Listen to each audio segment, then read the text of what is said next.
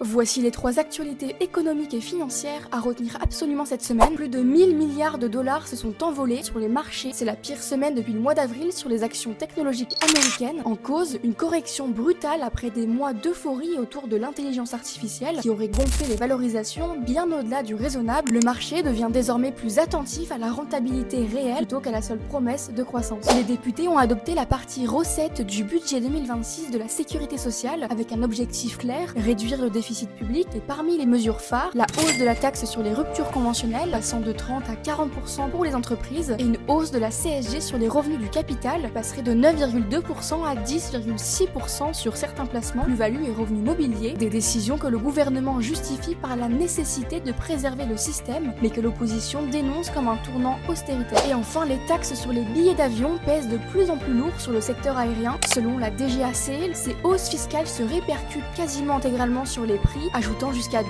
points d'inflation sur le transport aérien. Résultat, le trafic ralentit, la France devient moins compétitive et les compagnies alertent sur un risque de perte d'attractivité face à leurs concurrents étrangers, un signal d'alarme pour le tourisme au moment même où d'autres pays choisissent de réduire leurs taxes pour relancer le secteur.